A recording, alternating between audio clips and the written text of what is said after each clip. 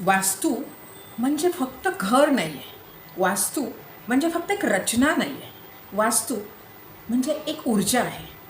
कारण त्याची जी स्पंदनं असतात ना, ती आपल्या संपूर्ण आयुष्यावर एका वेगळ्या पद्धतीने काम करतात. आणि नेमकं तिथेच आपण त्यांना न ओळखून खूप मोठी चूक करतो. काहींना यावर विश्वास नाही आहे. काहींना वाटतं की आमचं तर आयुष्य निघून गेलं, आम्हाला काही त्रास नाही झाला. काहींना वाटतं नाही, वास्तू फार महत्त्वाची आहे, माझ्या आयुष्यामध्ये वास्तूने अतिशय बदल होऊ शकतात. तर काहींना वाटतं की नाही, वास्तू असेल तर चांगलं, नसेल तरी ठीक, आमचं मात्र आयुष्य छान चाललं आहे. तर मंडळी, खूप सुंदर आणि खूप छान असा विषय मी घेऊन आज तुमच्या समोर आलेली आहे. कारण न कळत कळत काही गोष्टी जाणीवपूर्वक कोणी करत नाही, पण या गोष्टी कळणं महत्त्वाचं आहे. त्याच्यामध्ये की वास्तू किती छान पद्धतीने आपल्यावर काम करते आणि जर वास्तू दोष असेल तर वास्तू कशा पद्धतीने आपल्याला त्रास देते. असा खूप सुंदर असा व्हिडिओ मी तुमच्यासमोर आज घेऊन येत आहे. व्हिडिओ मात्र शेवटपर्यंत पाहायचा आहे. मी अंजली नक्षत्र, पुण्यात राहणारी. असंख्य माझे आज व्ह्युअर्स आहेत आणि असंख्य क्लायंट्स आहेत आणि मेन हॅपी क्लायंट्स आहेत. मंडळी, तुम्हा सगळ्यांना हा व्हिडिओ शेवटपर्यंत यासाठी पाहायचा आहे कारण शेवटी खूप सुंदर काहीतरी मी सांगणार आहे आणि ते ऐकणं महत्त्वाचं आहे. तर मिस्टिकल एरा या माझ्या चॅनलमध्ये माझ्या सर्व लाडक्या व्ह्युअर्सचं अगदी मनापासून स्वागत आहे. तुम्ही छान असाल, मस्त असाल अशी श्री स्वामी समर्थांच्या चरणी कायम प्रार्थना असते. तर समजून घ्या की वास्तू काय आहे. वास्तू म्हणजे 4 भिंती आणि एक छत असं नसतं. वास्तू म्हणजे आपल्याला सुख देणारी एक गोष्ट.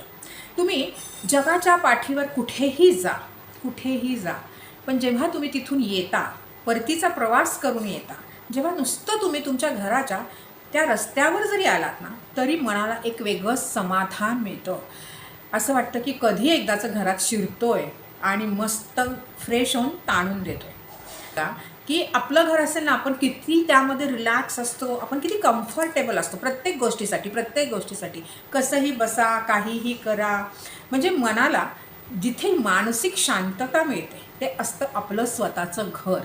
आणि त्या घरामध्ये जर आपल्याला राहायचं असेल तर आपल्याला आपली वास्तू मुळात कशी आहे, आपली वास्तू आपल्यासाठी काय आहे, हे महत्त्वाचं आहे की ते तुम्हाला कळलं पाहिजे.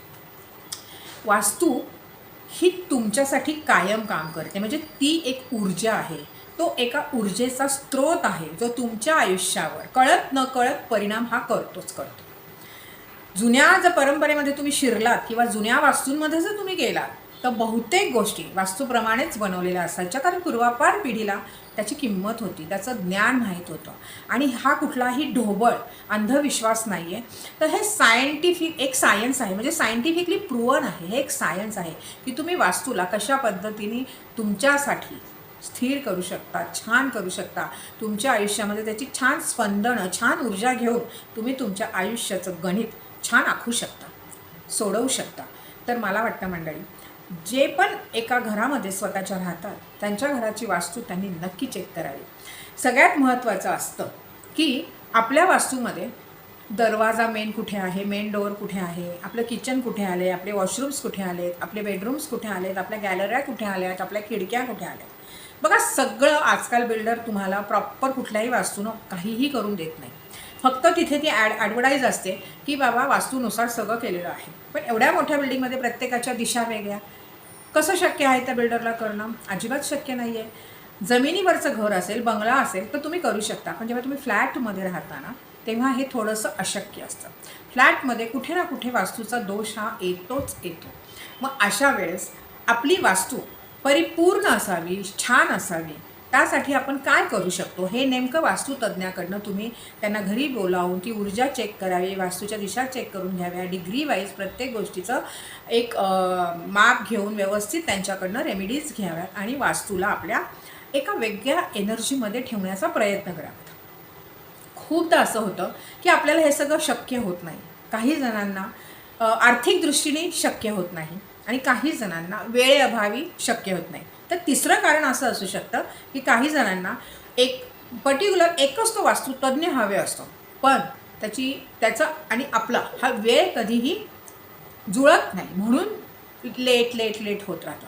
पण मला असं वाटतं पर्टिक्युलर त्याच वास्तुतज्ञाकडनं करण्यापेक्षा ना, जो वास्तुतज्ञ चांगला आहे, व्यवस्थित तुम्हाला व्यवस्थित आखणी करून सगळ्या गोष्टी सांगेल, घराची येऊन ऊर्जा चेक करेल ना, अशा वास्तुतज्ञाकडनं तुम्हाला सगळे परिणाम जाणून घ्यायचे आहेत.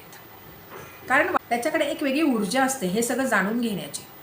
म्हणजे त्याला घराचा डॉक्टर म्हणू शकता, पण सायंटिफिकली डॉक्टरकडे कुठल्या ऊर्जा नसतात. म्हणून सांगितलं की जो वास्तुतज्ञ असतो हा फक्त डॉक्टर नसतो, तर तो एक ऊर्जा जाणून घेणारा एक असा व्यक्ती असतो की त्याला त्या ऊर्जा कळत असतात. वास्तूशी बोलणं, वास्तूची ऊर्जा जाणून घेणं. आता जशी मी एखाद्या प्लॉटशी बोलू शकते, मला त्यांच्याशी एक कसं बोलायचं, काय बोलायचं, कसा संवाद साधायचा ह्याचं थोडं ज्ञान आहे. थोडं म्हणजे बरंचसं आहे, बऱ्याच वर्षापासून करत आहे. सो जसं मी ॲनिमलशी बोलू शकते तसं मी वास्तूशीही बोलू शकते. असे बरेचसे आहेत तुमच्या आजूबाजूला असतील, त्यांच्याशी तुम्ही एक कॉन्टॅक्ट करून तुमची वास्तूची चाचणी करून घ्यावी. जर तुमच्या मुलांची प्रगती थांबती आहे, तुमच्या घरात आजारपणं वाढलेली आहेत आणि जर तुमच्या घरामध्ये नाती टिकत नसतील, मुलं होत नसतील लग्न झालेल्या जोडप्याला, तर मात्र तुम्हाला नक्कीच तुमचा वास्तुदोष चेक करायला हवा. आता पितृदोषाचा आणि वास्तुदोषाचा फार जवळचा संबंध आहे. पहा, तुम्हाला जर पितृदोष असेल तर तुमच्या घरामध्ये साऊथ ईस्टला टॉयलेट नक्कीच असणार. म्हणजे तुमच्याकडे पितृदोष नक्की आहे, कारण ती पितरांची जागा आहे आणि तिथे वॉशरूम बांधलं गेलेलं आहे. नॉर्थ ईस्टला जर तुमच्या वॉशरूम असेल तर सगळ्यात मोठा वास्तुदोष आहे.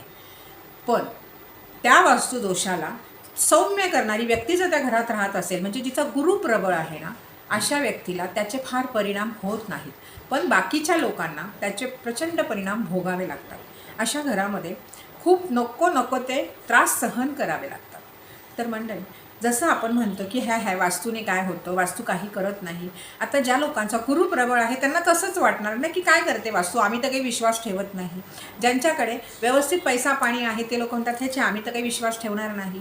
त्यांना हे कळत नाही, ज्यांचं पूर्व पुण्याई आहे की त्यांच्याकडे आज पैसा आहे, ते एकदम सबळ आहेत, ते वेल टू डू आहेत, हे तेव्हा त्यांना कळत नाही आहे, म्हणून त्यांना त्यांच्या तोडून हे शब्द निघतात. पण जेव्हा त्यांचं पुण्य संपतं आणि ती वास्तू त्यांना त्याचे इफेक्ट द्यायला लागते ना, तेव्हा त्यांना वाटतं की काय होते माझ्या आयुष्यात, आत्तापर्यंत तर सगळं चांगलं चाललं होतं, आता काय होते. मग जी व्यक्ती तुमच्या वास्तूवर विश्वास असं ठेवत नव्हती की वास्तूने काहीतरी होतं आहे, ती व्यक्ती पण वास्तूवर विश्वास ठेवायला लागते. कारण नॉर्थ ईस्ट जिथे दोष आलेला असेल ना, तर प्रचंड मानसिक हानी देणारा, मनुष्य हानी देणारा असा हा दोष आहे. तर ज्यांच्या घरामध्ये अशा गोष्टी असतील तर त्या लोकांनी वास्तूचं परीक्षण करून घ्यावं. आणि ज्यांना खरंच शक्य नाही आहे अशा लोकांनी 2 वेळेस घरामध्ये धूप दीप मोठ्यानं जोरानं घंटा कॉर्नरमधून वाजवणं, हनुमान चालिसा म्हणणं, किंवा आपल्याला जे स्तोत्र येतं ते म्हणणं, किंवा येत नसेल तर मंत्र म्हणणं, 24 तास घरामध्ये एका मंत्राची मशीन लावून ठेवणं, एवढं तर मात्र कोणीही करू शकतं. ते त्यांनी करावं. आणि जेव्हा तुम्ही घरामध्ये देवांना आपण फुलं वाहतो, ती फुलांचं जे आपण त्याला निर्माल्य म्हणतो, ते निर्माल्य जेव्हा तुम्ही धूप करताना तर त्या निर्माल्याची पावडर करायची आणि त्या धूपमध्ये थोडी थोडी टाकायची. म्हणजे जी चरणांवर भगवंताच्या चढलेली जी फुलं आहेत ना, त्याची चेतना, त्याचं चैतन्य, त्याची पॉझिटिव्हिटी तुमच्या घरामध्ये सगळीकडे त्या धूपाच्या स्वरूपामध्ये इथे तिथे जाईल, कॉर्नरमधून जाईल. आणि केव्हाही धूप करताना हे विसरायचं नाही आहे की आपल्या वॉशरूममध्ये पण आपल्याला धूप दाखवायचा आहे, कारण तिथे जास्तीत जास्त नेगेटिव्हिटी असते. त्यामुळे तिथली नेगेटिव्हिटी रिमूव्ह होण्यासाठी किंवा सौम्य होण्यासाठी आपल्याला वॉशरूममधनंही धूप दाखवायचा आहे. ज्यांच्या घरामध्ये ज्यांना जमेल त्यांनी सकाळी अगदी 7च्या आत आणि संध्याकाळी सूर्य मावळायच्या आत 2 वेळेस घरामध्ये अग्निहोत्र मात्र नक्की करावं. अग्निहोत्र तुमच्या घरातल्या वास्तुदोषाला, तुमच्या शारीरिक कुठल्याही आजाराला अतिशय सुंदररित्या काम करते, खूप सुंदररित्या. तुम्हाला मी एक गोष्ट सांगते, भोपाळमध्ये गॅसचं जेव्हा पूर्णपणे फॅक्टरीमध्ये गॅस फुटला, संपूर्ण भोपाळ विध्वंस झालेला तिथे, पण ज्या एका घरामध्ये अग्निहोत्र करत होते, रेग्युलर अग्निहोत्र करत होते, त्या घरामधल्या लोकांना काडीचाही त्रास झालेला नाही. अग्निहोत्र जादूसारखं काम करतं माणसाच्या शरीरावर आणि वास्तूच्या शरीरावर, असं म्हणेन मी. त्यामुळे एक गोष्ट लक्षात घ्या की जेव्हा जेव्हा शक्य नाही म्हणणार मी, पण जो जो रोज ज्याला जमेल सकाळ आणि संध्याकाळ अग्निहोत्र मात्र आपल्या घरामध्ये नक्की करावं. 2च मंत्र असतात, साधा सुद्धा विधी आहे, 10 मिनिटाचा विधी आहे, पण तो जो तुम्ही केलात तर तुमच्या आयुष्यामध्ये खूप सुंदर क्षण उपभोगण्याची तुम्हाला आनंद जो मिळणार आहे ना, तो अलौकिक असेल. 2 मंत्र डिस्क्रिप्शनमध्ये मी देणार आहे, सकाळी म्हणण्याचा आणि संध्याकाळी म्हणण्याचा मंत्र स्क्रीनवर पण तुम्हाला दिसेल. तो मंत्र लिहून काढा एका तुमच्या नोटबुकमध्ये आणि सकाळी जेव्हा तुम्ही अग्निहोत्र करता तेव्हा तो म्हणायचा आहे आणि संध्याकाळी म्हणजे सूर्य मावळण्याच्या आधी जो अग्निहोत्र तुम्ही कराल, संध्याकाळचा मंत्र वेगळा आहे, तोही तुम्हाला म्हणायचा आहे. फक्त 2 वेळा तुम्हाला हे अग्निहोत्र घरामध्ये रोज करायचं आहे. एखाद्या दिवशी नाही मिळालं समजा अग्निहोत्र करायला, काही हरकत नाही, काहीच हरकत नाही, चालतं. खंड पडला म्हणून बापरे खंड पडला वगैरे असं काही नसतं. अग्निहोत्र जसं जसं जमेल तसं नेहमीच त्याच्यामध्ये सातत्य ठेवावं. एका वेळी नाही जमलं हरकत नाही, पण करत राहा. तुम्हाला तुमच्या पुढच्या पिढ्यांना, तुमच्या मुलाबाळांना याचा खूप सुंदर छान परिणाम मिळणार आहे आणि वास्तूचे दोष असतील तेही सौम्य होतील, त्याचाही फार त्रास होणार नाही.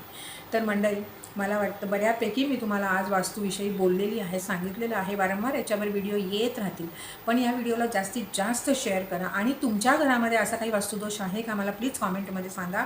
मी लगेच कॉमेंटमध्ये पण तुम्हाला एखादी रेमेडी देईल, ठीक आहे. आणि हाईप करायला शिका व्हिडिओला, म्हणजे व्हिडिओ माझा जास्तीत जास्त विजिबल होईल, म्हणजे जास्तीत जास्त लोकांपर्यंत पोहोचेल. आणि शेअर पण करायचंच आहे, कारण तुमच्याकडनं हा व्हिडिओ पुढे गेलाच पाहिजे, कारण बऱ्याच लोकांना हा त्रास असू शकतो. तर तुमच्याकडनं त्यांच्यापर्यंतचा हा व्हिडिओ गेला तर त्यांनाही मार्ग मिळेल.